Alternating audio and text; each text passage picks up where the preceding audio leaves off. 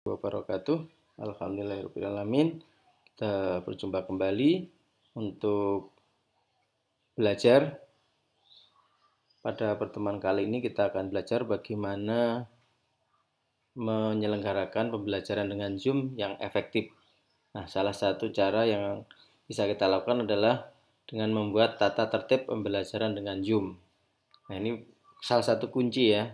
Nanti ada beberapa cara yang lain mungkin ya, termasuk memberikan reward, misalnya kehadiran dari awal sampai akhir, dapat poin misalnya. Nah, tapi menurut saya lebih baik kita menertibkan pembelajaran penggunaan Zoom itu lebih efektif daripada cara yang lain menurut saya ya. Tapi tidak menutup kemungkinan bisa menggunakan cara yang lain. Nah, kenapa kita menggunakan Zoom? Tentu saja memang aplikasi ini paling mudah digunakan dibandingkan dengan aplikasi yang lain. Walaupun memang versi gratisannya cuma 40 menit ya. Tapi biasanya sekolah punya aplikasi yang berbayar ya, akun yang berbayar. Kemudian bisa pembelajaran tatap muka ya, ya namanya video conference ya, bisa tatap muka. Kemudian bisa share screen sehingga kita bisa menampilkan apapun yang ingin kita presentasi, gambar, video, dan lain-lain. Kemudian tidak mewajibkan peserta untuk mendaftar akun Zoom. Sebenarnya sebagian besar juga begitu ya, sebagian besar aplikasi video conference. Kemudian, tetapi untuk pengguna smartphone memang harus install Zoom, aplikasi Zoom ya, dan melakukan pendaftaran. Sebenarnya kalau menggunakan laptop pun juga harus launch dulu, walaupun ya download seperti aplikasi ya, tapi tidak harus punya akun.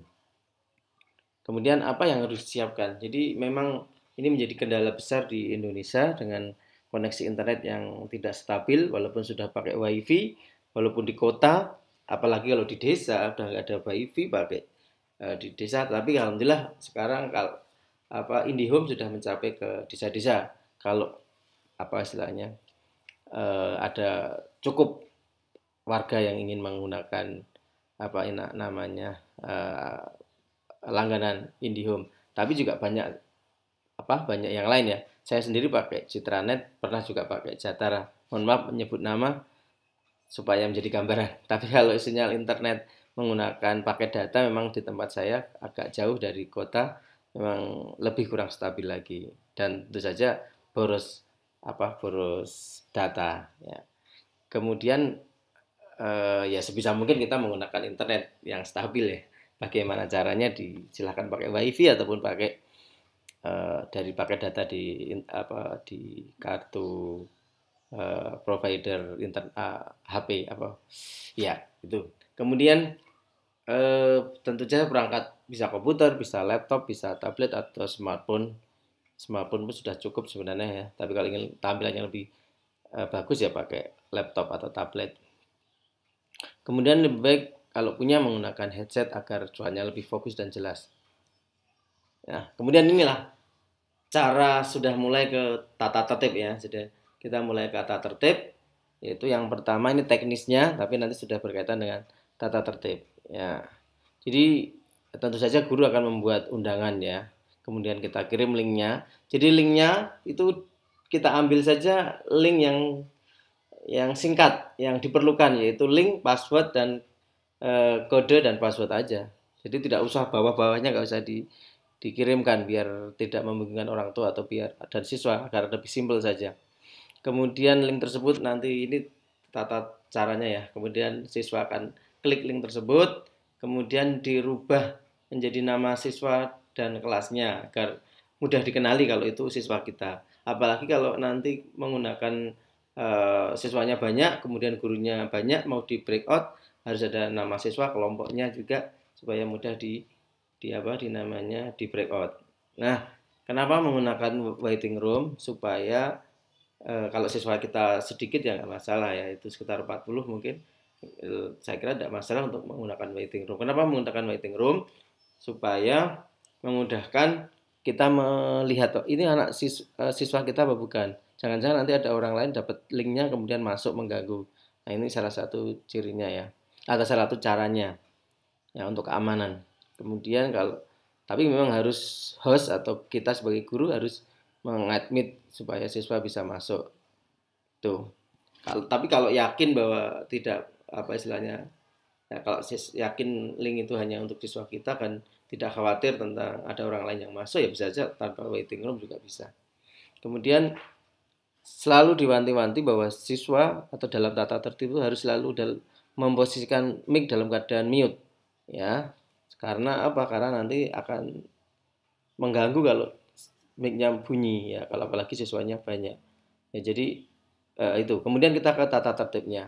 Kita ulangi lagi karena memang ini yang penting sekali. Yang paling penting adalah memang memposisikan mic dalam keadaan mute, ya. Selamanya, kecuali nanti kalau sudah dipersilahkan, ya. Jadi kalau selama penjelasan guru, pokoknya selama kegiatan pembelajaran mic harus mute supaya anak bisa fokus, ya. Kemudian siswa tidak boleh menyela atau memotong penjelasan dari guru. Nah, tentu saja kalau mic-nya mute tidak akan menyela atau mengganggu. Kemudian juga sering siswa itu bermain coret-coret itu anekdot atau apa namanya. Nah, itu juga kalau perlu di tata tertib dimasukkan supaya tidak menggunakan itu. Kemudian jika sesi tanya jawab atau diskusi akan diagendakan setelah pembelajaran selesai, atau tidak harus seperti itu juga. Misalnya seperti setiap tahap, ya. Misalnya dalam satu pembelajaran itu ada beberapa tahap. Materi ini selesai, adakan tanya jawab. Misalnya ada tiga konsep yang akan disampaikan. Setiap konsep diselingin tanya jawab juga bisa. Kemudian jika bertanya atau ingin bertanya dengan cara dituliskan di chat dulu, kemudian baru nanti dipersilahkan, atau nanti guru bisa langsung menjawab dari chat itu. Atau kalau bertanya bisa dengan angkat tangan. Nah, nanti kalau ditunjuk baru boleh bicara dan di-unmute mic-nya. Yang selanjutnya, siswa tidak diperkenankan untuk meninggalkan pembelajaran virtual tersebut begitu saja atau mengerjakan hal lain di luar pembelajaran. Ya, kalau seandainya ke belakang ya nggak apa-apa, atau minum, tapi yang nggak makan. Kalau makan saya tidak sarankan karena akan mengganggu konsentrasi. Kemudian kalau memang sinyalnya bagus, sinyalnya internetnya bagus, kamera sebaiknya diminta dihidupkan. Kecuali memang betul-betul internetnya tidak bagus, maka suara akan sangat membantu. Maksudnya dengan kualitas internet yang tidak bagus, kalau pakai kamera dinyalakan biasanya akan suaranya tidak bagus dan mudah keluar dengan sendirinya.